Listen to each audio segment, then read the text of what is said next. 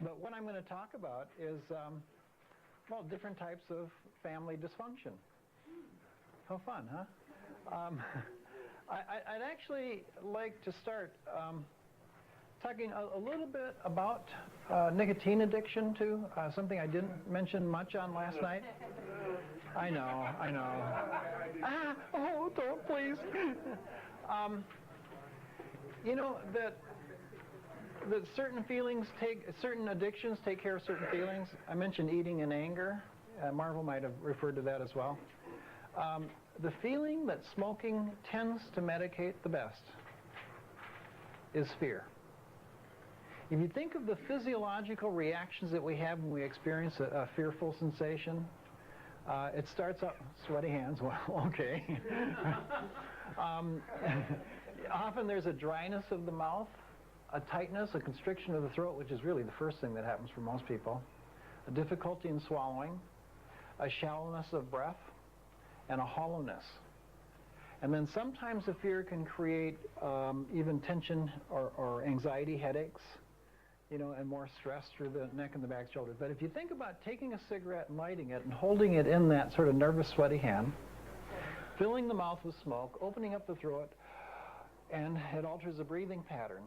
And that with fear usually comes the absence or shallowness of breathing and uneven breathing. And so it's like smoking takes care of the hollowness in the chest and the stomach. The nicotine effect takes care of the tension in the brain. In fact, it affects the same part of the brain that cocaine affects. You know, and so it's pretty much you wipe out the symptoms of fear. Now, they put a warning label on the package, though, and they say that this may be hazardous to your health, like they're going to scare you into smoking less. They're going to scare you into smoking more is what they're doing. You know, and so it's like that doesn't work. What does work is to start learning to embrace and feel and talk about the anxiety and fears. And there will be an increased anxiety and fear when you stop smoking because of the anxiety of stopping the smoking, as well as all the fears and anxiety that you haven't been dealing with because of the smoking that have been medicated. I'd like to add that smoking will also medicate and alter feelings of anger, feelings of sadness, feelings of joy. It has a profound impact on the emotional life. You know, and so expect the fear and anxiety to come up. You know, people have a near miss in a traffic or experience a traffic accident. You know, people who never smoked in their life ask for a cigarette immediately afterwards. It's just sort of like calm the nerves, reduce the tension, lower the anxiety. And so, you know, in fact, remember the old movies? People always used to smoke after sex. Reminds me of a horrible joke. Guy comes in and the doctor says, well, do you smoke after sex? And the guy says, I don't know, I never looked. But anyway,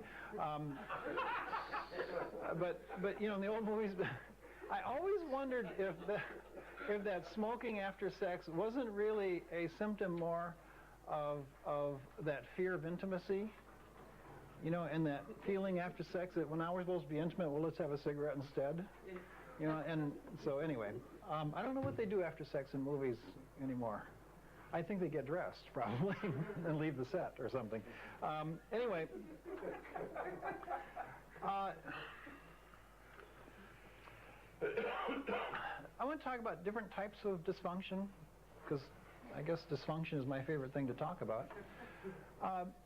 Maybe the first one, I want to talk about the addicted family.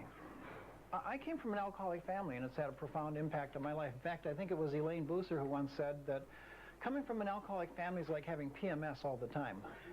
Now, I don't know I don't know if that's true or not, because I've never had PMS, but I did come from a dysfunctional family. And so, but before I can talk about the alcoholic family, I need to talk about the disease of alcoholism. So I'm prepared to offer you a lecture on alcoholism. Now, I've been doing lectures on alcoholism for over 20 years. And my lecture on alcoholism is in two parts. The first part is an hour and 15 minutes. The second part is an hour and 45 minutes, which makes 3 hours, which means you'll be sound asleep or gone before I finish.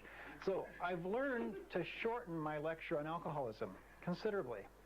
I have the first part down to about 11 seconds. Second part, still takes me 3 to 5 minutes. But if you'll hold on for my 11-second lecture on alcoholism, I'll give it. This is alcohol. This is a person. Alcoholism is that more and more of this person's life revolves around the use of alcohol. That's it. Well, I always pause for a standing ovation. I've never gotten one, but I always pause just in case it happens, because that happens to be the best lecture I give, at least the most succinct. That lecture is available on tape for 11 cents, if anybody's interested in ordering that one, including postage, 11 cents. Now, moving right into the second part of this lecture, we call alcoholism a disease. And I believe in the disease model. Even though some of the things I say might seem counter to the disease model, I believe it is a disease. It fits the earmarks of disease. It has a definable onset, identifiable symptoms, and predictable outcomes. It is primary, meaning it doesn't come from something directly. Because you're traumatized or abused or neglected doesn't make you an alcoholic. Drinking too much might, but the trauma itself doesn't directly make you an alcoholic. It may be a setup and fertilize the ground for addiction to grow in. It's also primary in the sense that you cannot deal with other things in your life until you deal with the chemical dependency, whatever chemical it might be. And it's like a lot of people who are alcoholics are depressed, often married and have marriage problems, and they don't like being depressed and having marriage problems. And so they tend to go to therapists, and they'll work with a therapist 2 or 3 times a week for 7 years. And at the end of 7 years, they're still depressed and have marriage problems because they haven't dealt with the alcoholism. The therapist usually has a new Mercedes, though, so all is not lost, right? Anyway, I think that it's also not just primary, it's progressive. It gets worse, and diseases tend to get worse if left untreated. Theoretically, or at least in research, it seems that the disease progresses even after you stop using, which doesn't seem fair to me. But I've seen people I've worked with that stop using for 4 or 5 years, then they start again, and they're worse addicts when they start than they were when they stopped. So there's a progression to it. It's also predictable. It goes through stages. You can look at the Gelnet chart for alcoholism. You can look at different stages that different people with different chemical addictions go through. But each person tends to go through those stages. So it's predictable, progressive. It's also permanent. You don't really get over it. You deal with it. There is no recovery in the sense of a fix. It's just an ongoing recovering process. And what happens if people don't work their program and do their work in recovery is they go back into the disease, either wet or dry, but they go back into the disease. It's also pervasive. It tends to affect other things in our life, and it's terminal. It'll kill you. I think that we have a lot of treatment for alcoholism and chemical dependency in our culture. In fact, in Minnesota, we have more treatment centers than Dairy Queens. I'm not sure that's true, but I know the treatment centers stay open year-round, the Dairy Queens don't. That tells you something, doesn't it? Can you tell me why we have so much treatment available for this disease of chemical dependency for alcoholism? Pardon? Funding, yeah, money is a part of it. Insurance coverage is a part of it. But there's something else. There's a reason that we even have the funding and the insurance coverage and stuff. It's one of the things I just said. One of those words I just said. Because if people don't get treatment from their alcoholism, they will what? Okay, now that's what we would tell an alcoholic when we're sending them to treatment. That you need to go to treatment because we're afraid for your life. You're going to kill yourself with this disease, and so we're going to get you treatment. That ain't why we send people to treatment. Not really. We lie a little bit. You see, if that were why, wouldn't we send smokers to treatment the same way we send alcoholics to treatment? When was the last time you heard about a smoker having the family, the friends, the employer all gather in a circle, say, we really care about you, but... And when someone tells you that and they're with about 6 other people, you know you're in trouble. And then you go off, to some place like in California for the next, 30 days, and then you're in 2 year after your plan and the family comes in for... How many smokers have gone through that process? Smoking will kill you 1 year earlier than the alcohol. At least statistically, it looks like smokers die a year earlier than alcoholics. I don't quite believe that because most of the alcohol statistics don't get listed, but a lot of smoking statistics don't get put down too. I think that the reason that we treat alcoholism so much has more to do with that it is pervasive. It affects everything in one's life. It affects our culture, it affects industry, And each addict will affect the lives of anywhere from 20 to 40 other people. Now imagine if we've got 200 million, or let's say 12 to 15 million active alcoholics in our culture. And each one is affecting, say, 20 lives. How many people does that make affected by the disease of alcoholism? Well, 20 times 15 million, that's more people than we got, I think. It's like some of us get a double whammy. And that's true, some of us do, but it's also that the effect is intergenerational. You see, developmentally, we grow up, and we're supposed to kind of be building the blocks that help us move through life and become adults. In fact, one of the problems with not being able to be a child, with having to be an adult too early in a low-functioning family, is that you have to go through the steps of childhood to become an adult. So those of us that didn't get to be children and had to be adults never really got to be adults or children, so I guess we're stuck somewhere in between, so some of us call ourselves adult children. But you know, it seems like it's building a jungle gym that we climb through life on because we get the pieces in place. But I know, coming from an alcoholic family, I didn't get all my pieces in place. You know, and so I'd be climbing through life, and something that's not there that I think should be there, you know, and I'd expect to be there and wasn't, I'd slip and fall and crack my head, or something's loose and it doesn't work very well. Makes climbing through life very precarious. You know, and so I think that obviously I was impacted, but then that in turn impacted my children and will impact their children. You know, the disease hangs around even when the alcohol is no longer there for generations in a family system. One more little thing I'd like to say about alcoholism, and then we'll move on, and that is that they don't often they don't like to live alone. They're usually in a relationship with someone, more often than not of the other sex, and this is the person that we call the codependent, the enabler. And if you'll hang on, I'd like to give you my 11-second lecture on codependency, okay? I won't even try to sell you that tape. This is the codependent. Codependence is seen as more and more of this person's life revolves around this person's life. It's like they're addicted to the addict like the addict is addicted to the alcohol. Okay, so we used to think that when you married an alcoholic, you became a codependent. Now we realize that you marry an alcoholic because you are a codependent. A friend of mine has been saying that you can't be a codependent unless you're over 18 years old. I don't think you can be a codependent unless you were before you were 18 years old. I don't think it's likely anyway. I guess you could be.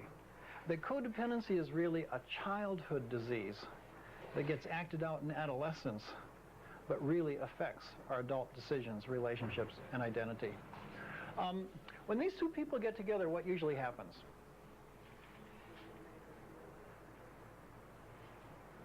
Nothing? Okay, that's one possibility, a lot of silence.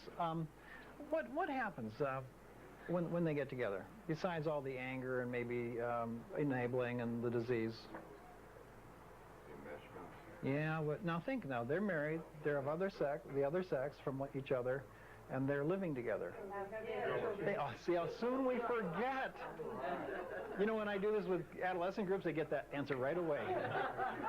We forgot. Okay, children come into the system, and now we have a family system. And a family system has needs, and what are the needs of the family? Can you think of some of the needs? What does family need to function? To be loved. They need nurturing and love. Food and shelter, productivity, fathering and mothering, like parenting. What else? Structure, organization. Guidance, model behavior, information. Are there fights? Someone to mediate fights. Okay, leadership. How about husbanding and wifing?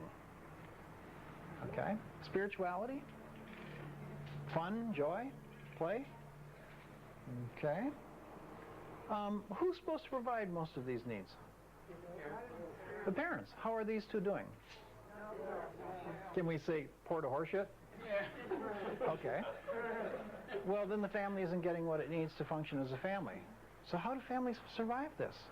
Where does this stuff come from? The kids. Yeah, it's a massive role reversal. where all of a sudden the children are providing the stuff that the adults were supposed to provide, and that's the loss of childhood, and that's the beginning of codependency, isn't it? And so you get one that maybe becomes the parent for the others. You get another one that becomes the husband to the mother. You get another one that fathers dad, or becomes the spouse of dad, or daddy's little princess, or whatever. You get another one that's the communicator and mediator of the family. You get another one that's a nurturer. This is the one that usually adopts everything that lives, moves, and breathes in the neighborhood when they're young, and they become a major league caretaker and drive an ambulance through life. Does Dad feel very good about his life? Like his junior high essay of what I'm going to be when I grow up as a rageful alcoholic?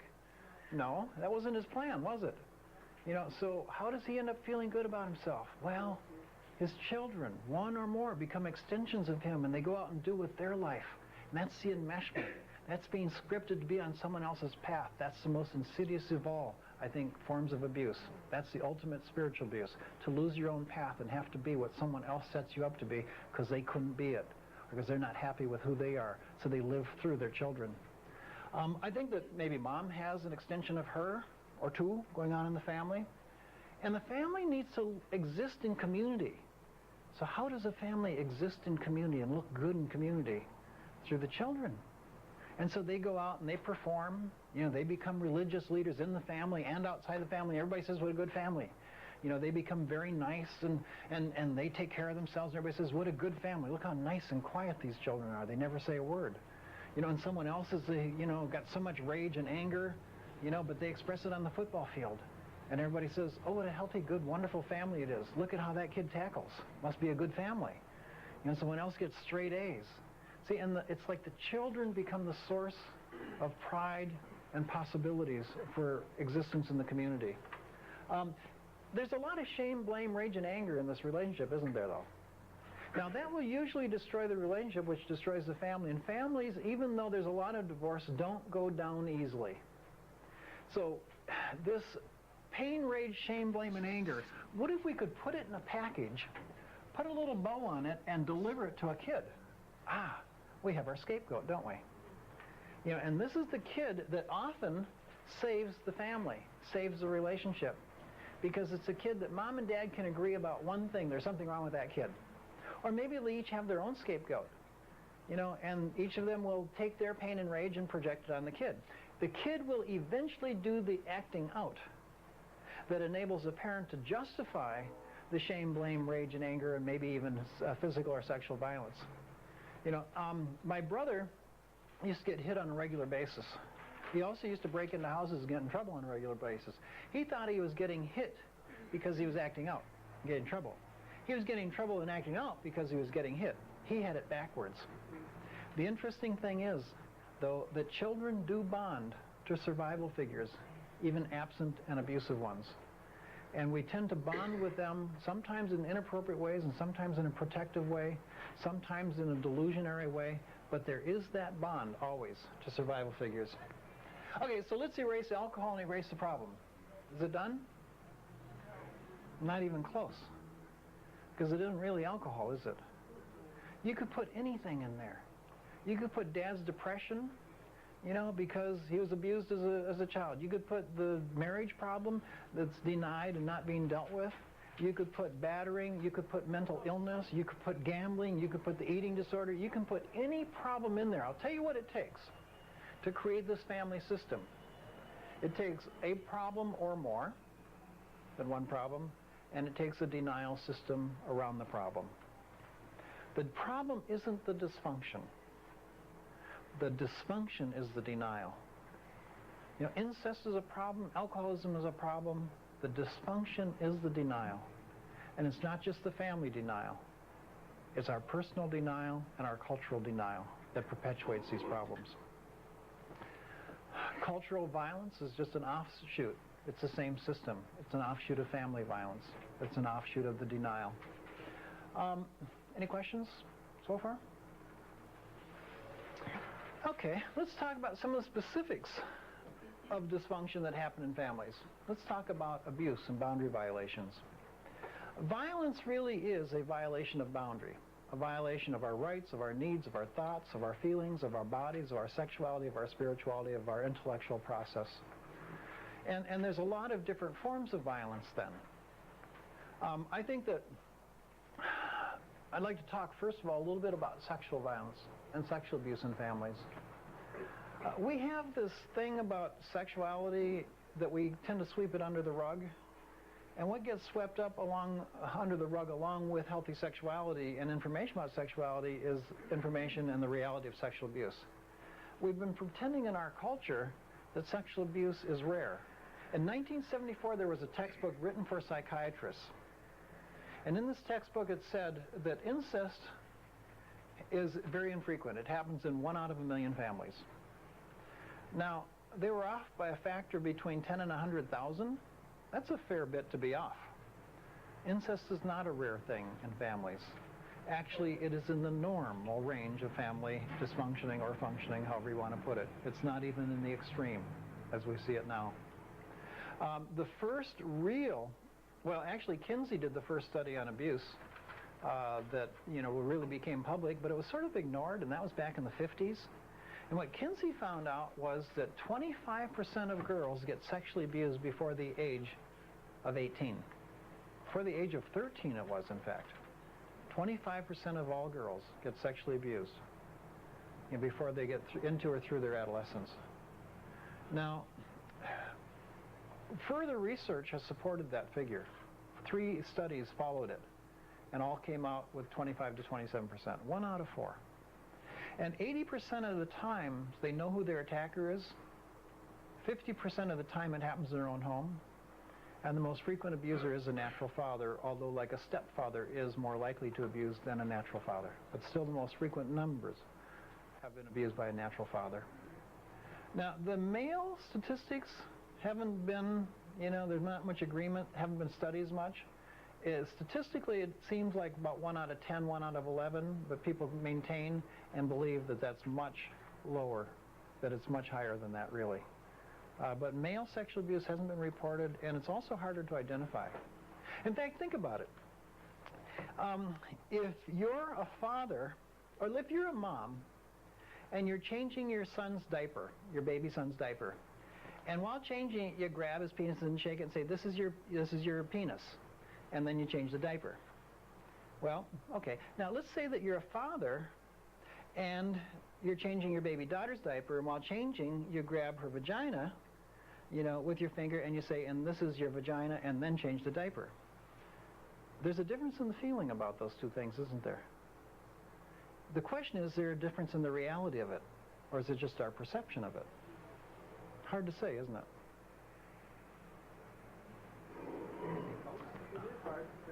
It is hard to say, yeah. What is the difference? Why is the difference there? What impact does either have? And it would usually reflect a pattern of something. But I think that they've actually tried to study infant, small, a child, male sexual abuse stuff, and they had to throw out the criteria they were using because they couldn't use the same criteria that they did for females. And so anyway, an interesting part of sexual abuse of girls and how it's different than males, or seems to be different, is that girls get abused at an early age, and it seems earlier than males. In fact, there's infant sexual abuse. The youngest incest victim reported in the United States was 7 days old and had 3 different kinds of venereal diseases already. But it seems that the rise in incidence really takes place here, and then drops, then rises, and then drops. This first rise in incidence is 3 years old. Then it drops off for a while. And then it rises again. The next rise in incidence is 9 years old. And then it drops off. Now, I think that the reason it drops off through adolescence is that date rape, date molestation isn't counted. I think if it were counted, it would probably really go like that. But I don't think we look at high school and junior high date rape and date molestation, where the no isn't listened to, heard, or respected, because we live in a culture that no doesn't mean no. And people learn that at a very early age in our culture. In males, it's different. Oh, by the way, it's hard to remember things that happen when you're 3 years old, much less 1 year old, or even 9 years old, isn't it? Especially if they're painful. Which means a lot of women who've been sexually abused that have buried memories about the abuse, and how to deal with those buried memories, and the impact of the reality of what happened is there, even though the memory is what happened. That's very crazy making. At all the workshops I've done where people have identified having been sexually abused, the most frequent statement made upon identification, most frequent reaction, isn't shock, horror, and outrage. The most frequent reaction is, what a relief, I'm not crazy after all. Because there's a feeling of craziness that goes with having all the responses to that kind of violence without the reality, the memory, without the incident to attach it to. And the other thing I'd like to say about that is that some people don't have an incident to attach it to. If you live with someone who's angry, can you tell? Of course you can. If they're angry at you, can you tell? And you react to that, don't you? If you live with someone who's lustful, can you tell? Sure. You sense that, just like you do the anger. If they're lustful towards you, can you tell? Of course, and you react.